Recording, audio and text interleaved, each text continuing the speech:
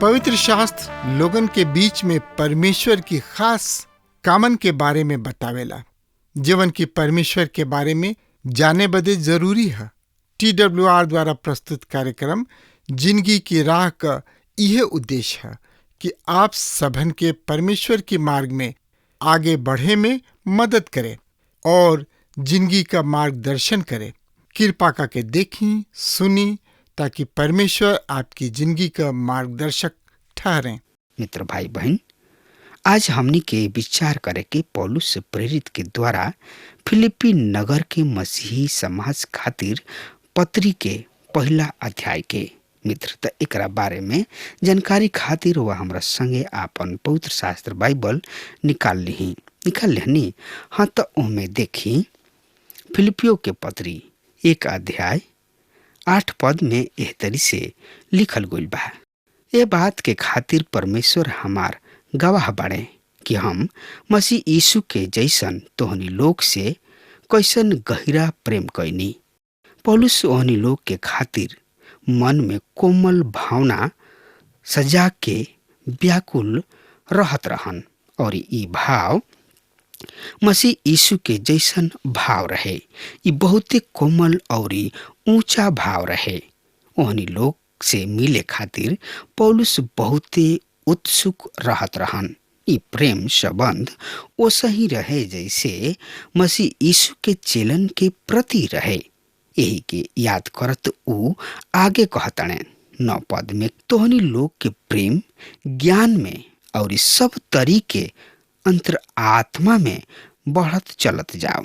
इस शब्द प्रेम के विषय अनेक मूर्खता पूर्ण विचार आज विश्व में प्रसारित कइल जा रहल बा, पर यहाँ पौलुस प्रेरित हमनी के आदेश देताने कि हमनी के आपन सर्वोच्च भाव के आजाद रूप से विकसित होके दी जा।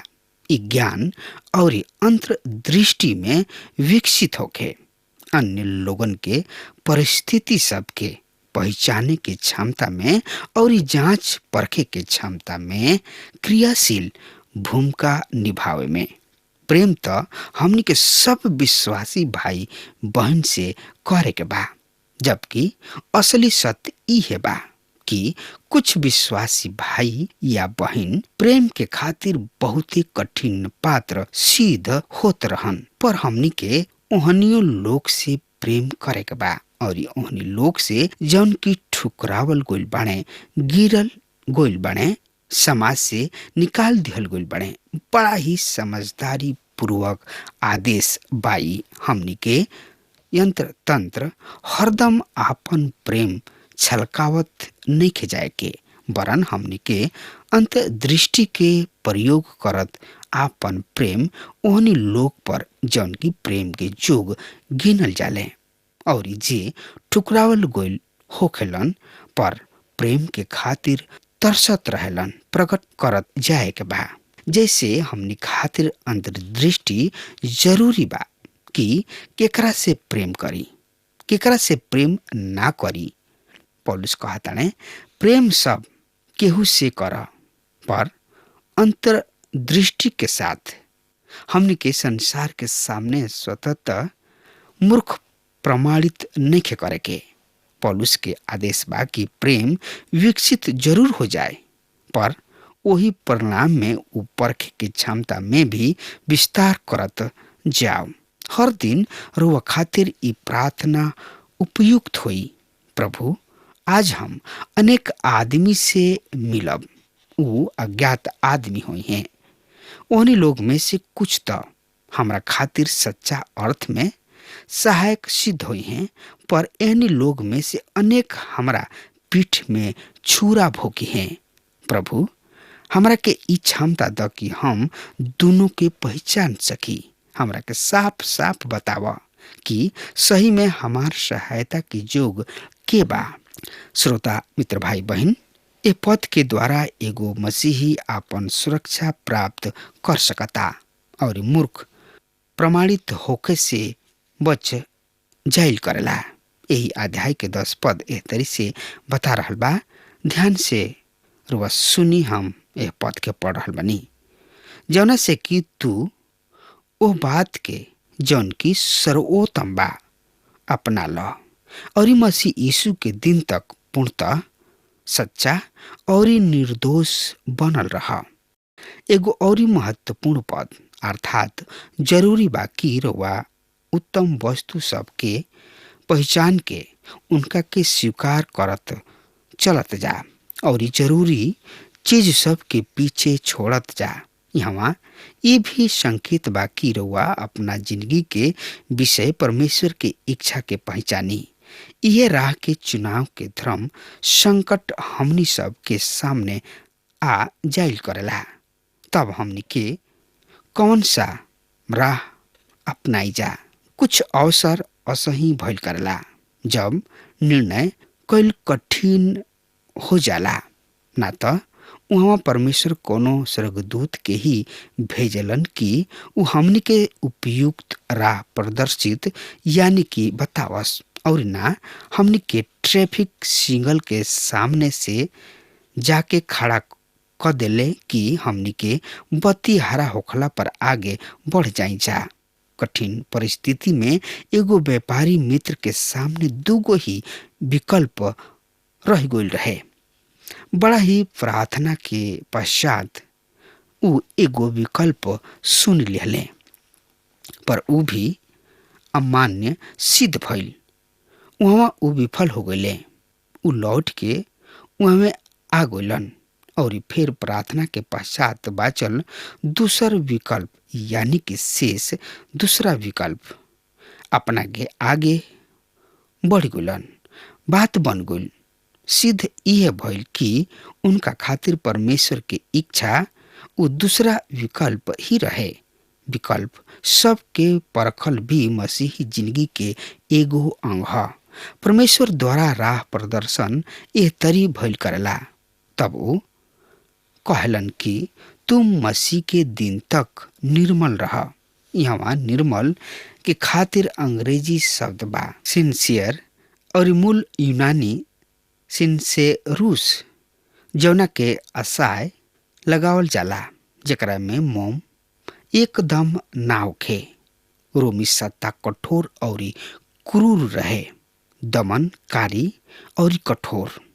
ओ दिनन में सांस्कृतिक पुनर्स्थापना के अभिमान में चलाक व्यापारी टूटल फूटल कलाकृति सबके मोम भर के ओकरा में जोड़ लगा के बेचत रहले, नया कलाकृति के रूप में, यानी कि पुराना चीज के पेंट सेंट लगा के नया ऐसन कह के व्यापारी सब बेचत रहले।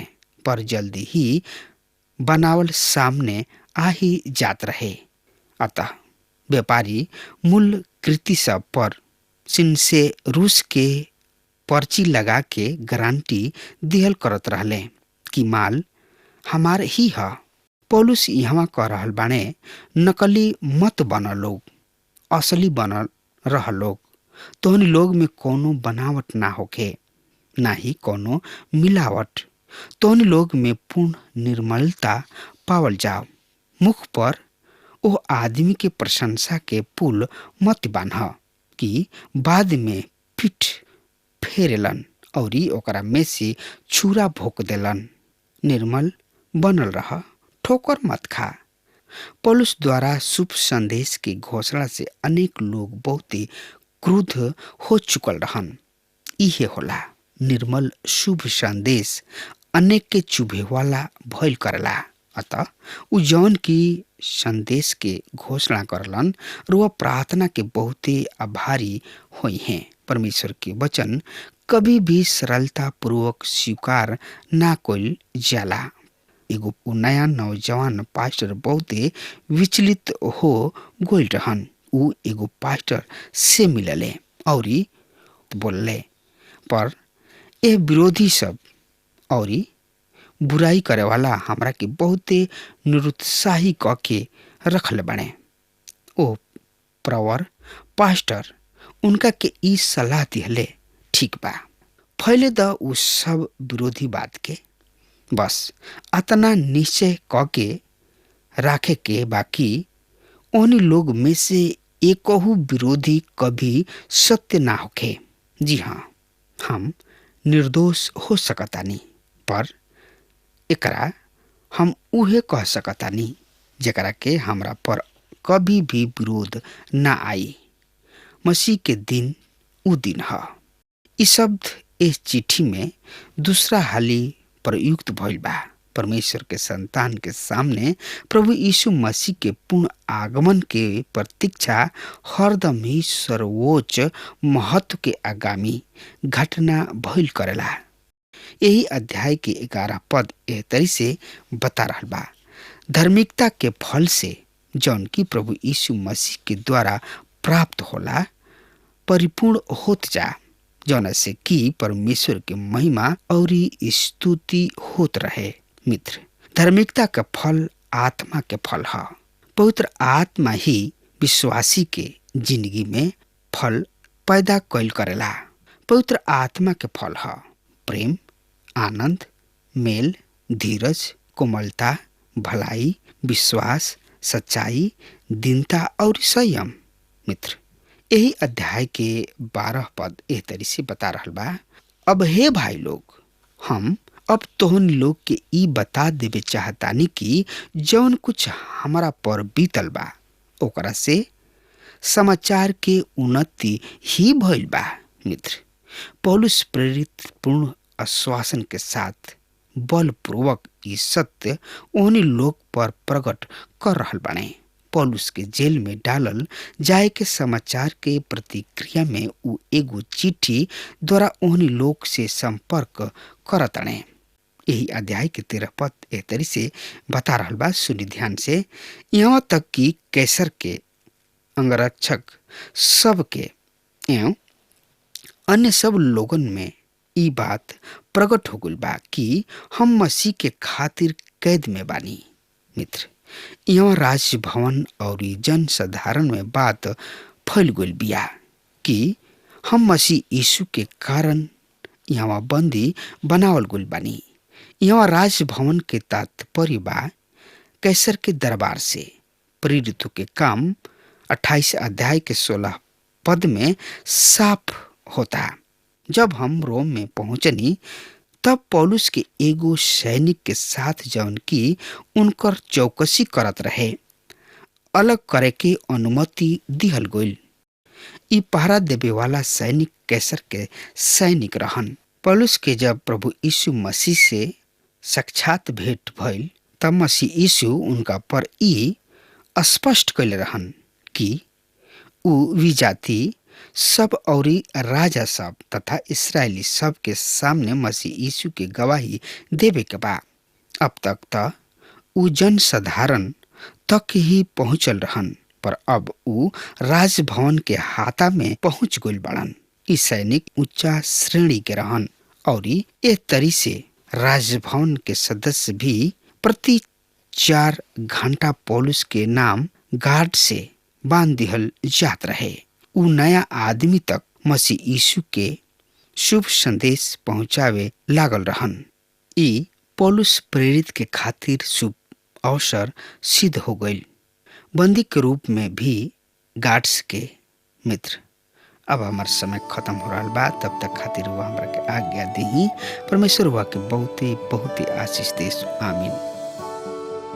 हमके विश्वास बा कि ई कार्यक्रम आप सब खातिर फायदेमंद सिद्ध भइल हुई। हम चाहतनी कि आप सब अपन अपन आशीष हमरों से बांटी। अगर आप सब के लगे बाइबल से चाहे आपकी निजी जिंदगी से क्यों सवाल होके चाहे क्यों समस्या खातिर प्रार्थना करावे चाहतनी तो हमारी फोन नंबर पर जरूर संपर्क करें। परमेश्वर आप सबके बहुत आशीष प्रदान करें और आज का दिन आप खातिर सुखद बनावें।